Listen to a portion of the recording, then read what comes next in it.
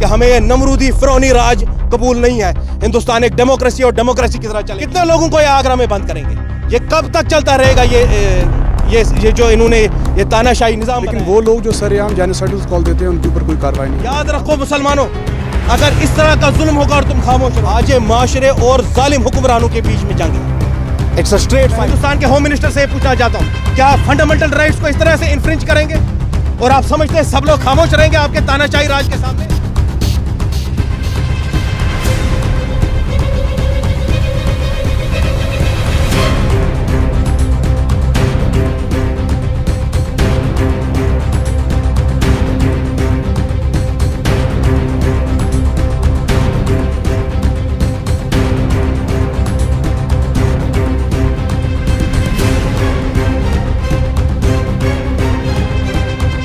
आपको तमाम हिंदुस्तान के और कश्मीर के भी हालात से आप बखूबी वाकिफ़ होंगे। जो कल जहांगीरपुरी में हमने देखा, अगर मस्जिद के बाहर इलीगल एनक्रोचमेंट थी तो उसूलन उनको नोटिस मिलना चाहिए था। कल आपने एक बहुत बड़ी बंगाल की शेरनी कॉमरेड बृंदा कराट को देखा होगा, वो मेरी सियासी जमात से नहीं है। आज ये जंग सियासी जमातों से ऊपर उठ गई है।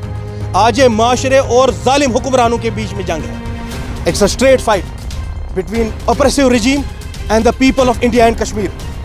आप देख लीजिए कि कल क्या हुआ जहांगीरपुरी में, किस तरीके से गरीबों के जो है घर वो ढहाए गए, उनके बिजनेसेस ख़त्म किए गए।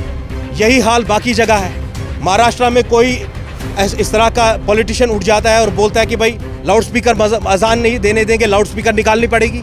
कर्नाटका में फिर इनका कोई खड़ा हो जाता है, बोलता है कि भाई बच्चों को हम हिजाब नहीं लगाने देंगे।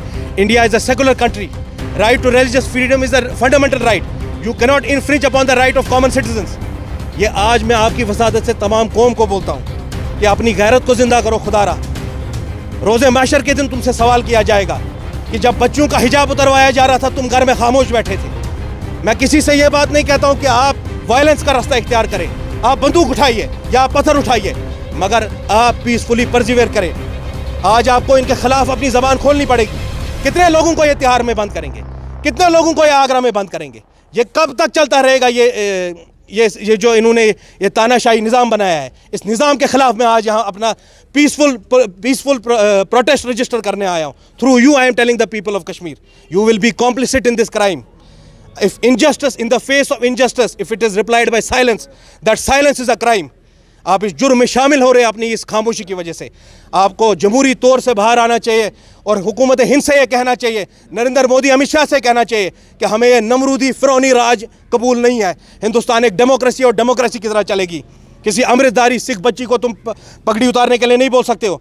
किसी मुसलमान को तुम यह नहीं बोल सकते हो। किसी की मस्जिद के बाहर जाके वो शोभा यात्रा, जो आपने शोभा यात्रा देखी, उसमें दे वर कैरिंग वेपन्स।